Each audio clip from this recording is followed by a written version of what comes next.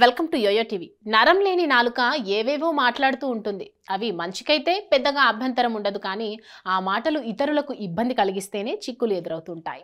ప్రస్తుతం ఇలాంటి పరిస్థితినే తెలంగాణ ప్రభుత్వంలో ఉన్న సీనియర్ అధికారి స్మితా సబర్వాల్ ఎదుర్కొంటున్నారు.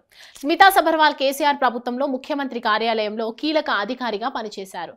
మంచి గౌరవాన్ని పొందారు. అప్పట్లో ఎవరో వ్యక్తి ఆమె ఇంటి వద్దకు వచ్చి గొడవ చేసినప్పుడు తెలంగాణ సమాజం ఆమె వైపు బలంగా నిలబడింది. ఆమె ఓ ఫ్యాషన్ పరేడ్ లో పాల్గొన్న అంశంగా అప్పట్లో దుమారం రేపింది. అప్పుడు కూడా తెలంగాణ సమాజం ఆమెను ఓన్ చేసుకుంది. అంతటి ప్రయారిటీ పొందిన ఆమె ఇప్పుడు సోయి తప్పినట్లు కనిపిస్తోంది. సోషల్ మీడియాలో దివ్యాంగులపై ఏదో వివాదాస్పద ట్వీట్ చేసింది. అది తీవ్రమైన చర్చకు దారితీసింది. స్మితా సబర్వాల్ పెట్టిన పోస్ట్ దివ్యాంగులను ఆందోళనకు గురి చేస్తుందని CSP IAS academy chief Balalatha వ్యాఖ్యానించారు. ఐఏఎస్ కావాలంటే అందగత్తెలే ఐఏఎస్ కావాల్సిన అవసరం లేదని బాలలత వ్యాఖ్యానించారు. ఆమె పెట్టిన పోస్ట్ ప్రభుత్వ ఆలోచన లేదా ఆమె సొంత ఆలోచన చెప్పాలని ప్రశ్నించారు. ఇదే సమయంలో స్మితా సబర్వాల్ రాజీనామా చేసి రావాలని, తనతో కలిసి మళ్లీ పరీక్ష రాసి పోటీ పడాలని సవాల్ విసిరారు. ఇద్దరం మళ్లీ పరీక్ష రాద్దాం అని పేర్కొన్న బాలలత మనిద్దరిలో ఎవరికి ఎక్కువ మార్కులు వస్తాయో చూద్దామంటూ స్మితా సబర్వాల్ కు సవాల్ చేశారు. అయితే బాలలత చేసిన వ్యాఖ్యలను ఎక్స్ ఖాతాలో పంచుకున్న senior journalist Sudhakar Udumula post చేశారు. ఈ పోస్టును ట్యాగ్ చేసిన స్మితా సబర్వాల్ దానికి ధీటుగా సమాధానమిచ్చారు.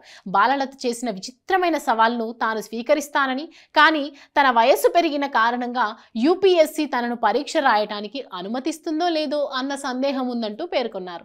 రాజీనామా చేసిన పరీక్షలు రాసేందుకు సిద్ధమన్నారు. సుధాకర్ ఉడుముల మీరు ఆమె ప్రతినిధిగా దయచేసి ఆమెను ఒక ప్రశ్న అడగాలని సూచించారు.